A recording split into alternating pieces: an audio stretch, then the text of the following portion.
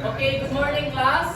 Good morning, Mr. Tisoy. Okay, please remain standing and let us pray. In the name of the Father, the Son, and the Holy Spirit. Amen. Our Father, who art in heaven, hallowed be thy name. Give us this day our daily bread.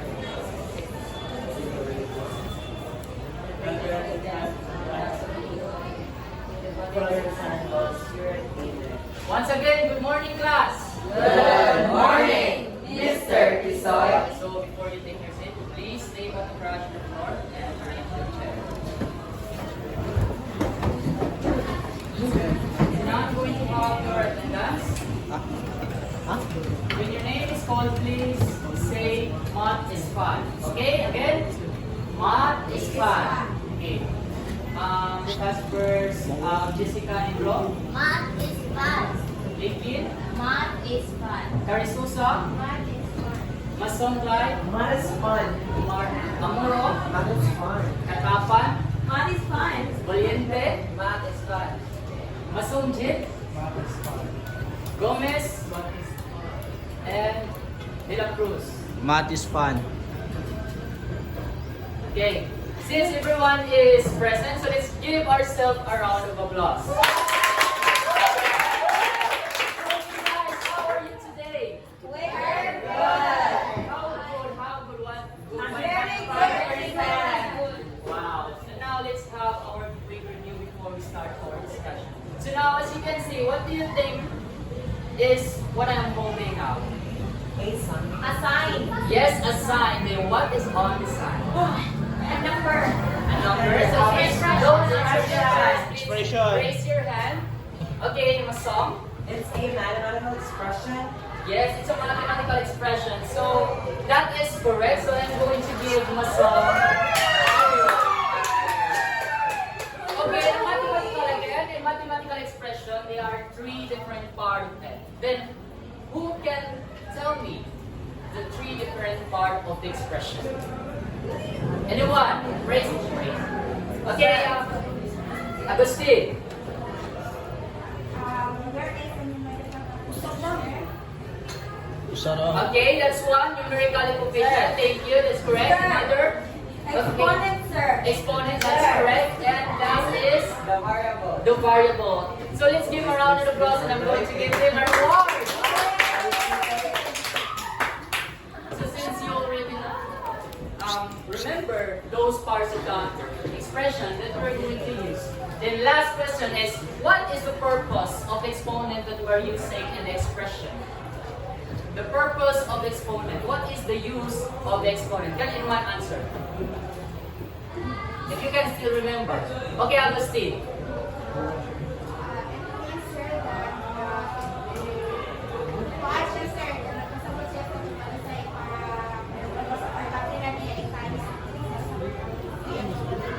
Yes, that is actually correct. So let's give Linya a round of applause, please. So Linya said that exponent is the number that is how many times that we're going to multiply. Is it correct, Linya? Yes. Okay. Now we're going to proceed and I'm going to give you an activity. So in this activity, I am going to show you some of numbers that you're going to identify. And the last part is you're going to have and arrange the word that is being scrambled, okay? Yes, sir. Now, what number is this? Everyone. 4 1 billion. So what is that number? What do you think is that number? Big number. Yes, it's a big number. So where do you think that I'm going to put this? Left side. Left side? Right side. Right? Right? Right. Right. I'm going to put this right. Okay, how about this? Sir Rafael, sir Rafael. Okay, what do you observe of this number? Small number and also a Decimal. point. So as you can see that there's some many zeros on it, right? So where do you think that I'm going to put this? Left Left side. So this is only for your wheel, so it doesn't matter. So okay. How about this number? 73 million. 73 million. So okay, now let's It's a big number. see the numbers. Okay.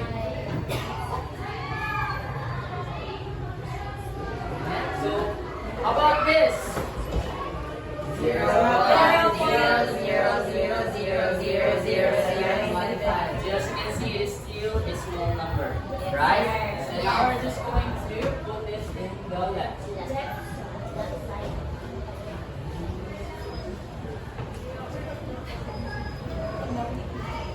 Okay, now, last two numbers. How about this number? What number is this? Decimal. 001. And last? Big number. 40 million. Okay, now. Can anyone tell me what do you observe about the number that is being posted in the fillable table? Sir, Yes, Clyde Masson. as what I have observed, there are different numbers.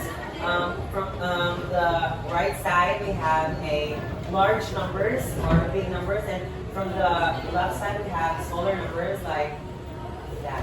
Okay, thank you, Clyde Masson. So let's give Clyde Masson a round of applause, please. So according to Clyde Masson, that as you can see, you observe that all the right number are all large, and also the left are small.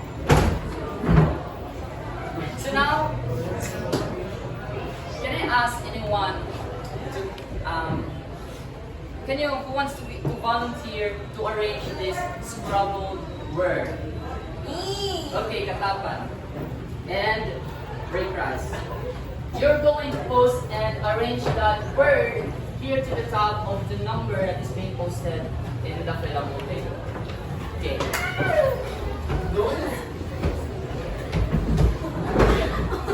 In.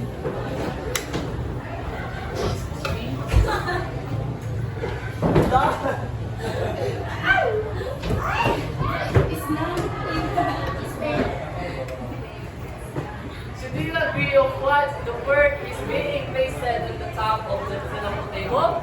Yes. Okay, so as you can see, that Ray Price is being arranged the word as a small and the right is large. So now who's going to ask you, how did you identify that number that is large or small? Can anyone tell me?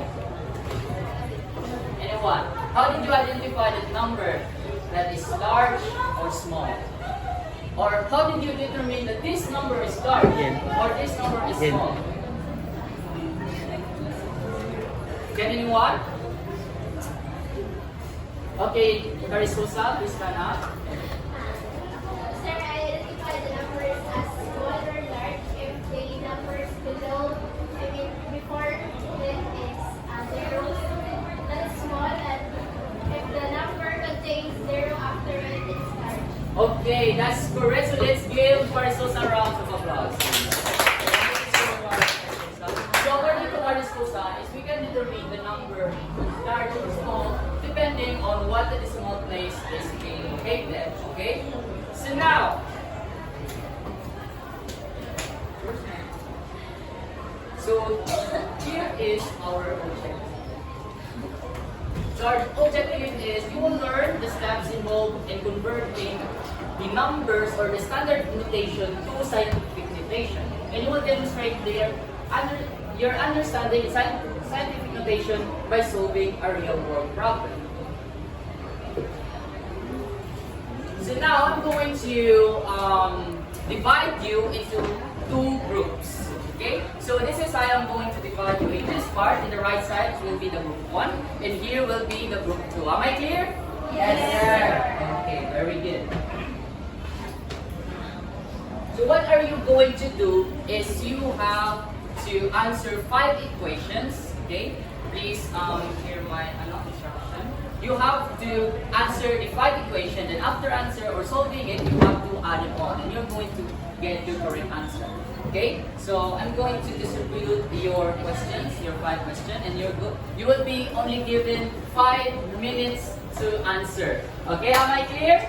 Yes, sir. So the time starts now. Done, sir. Okay, now you're going to choose one representative each of the group so that they can help you to reveal the correct answer. But before that, you have to tell me first your answer. Let's have the group 1. So what is your answer? Group 1. Our answer is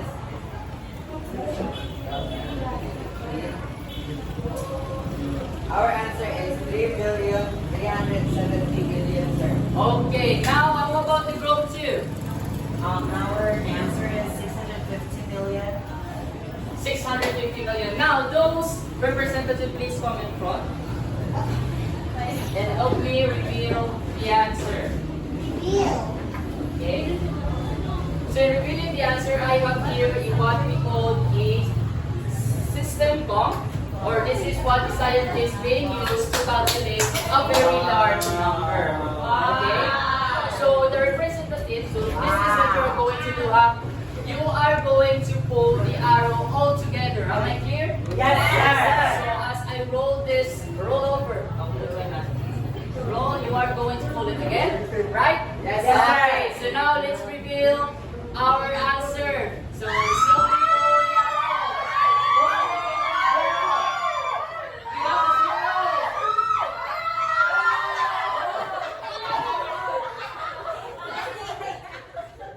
Okay, we got the number. Every got the right answer.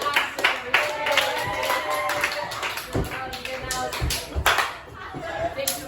So now I can see that all of you are happy and make fun of our activity. Now, I'm just going to have another question to go to our topic. So now, based on the activity that we have, what do you think is the problem here in solving a very large equation? Or you can base to the answer right here. What could be the problem that you have been encountered? Okay, yes, by I myself. think, sir, for me lang, if I answer like that kind of numbers, it's very hassle because I have to write like a lot of numbers, like 000, like that. Yeah, that is actually true. Because those equation has a very shortened, the equation is being created in a shortened way, right? But here, we can have the solution as a very large number, so that is what the problem is. So how do we cope up with that problem? So that is where the scientific notation comes in.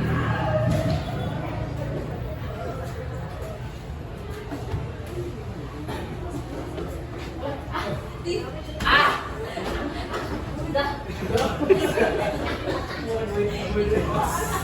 That is where the scientific notation comes in. So this scientific notation used for solving those large numbers to convert it to shortened ways.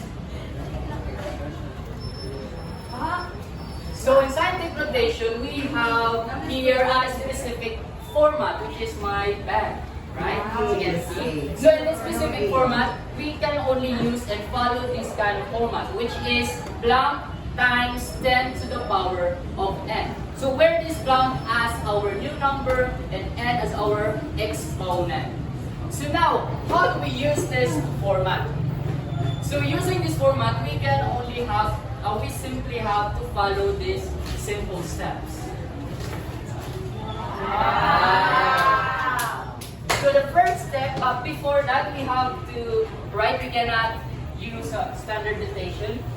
So we have to have a sample number. So first we have here a number. So what is that number again? 73 million.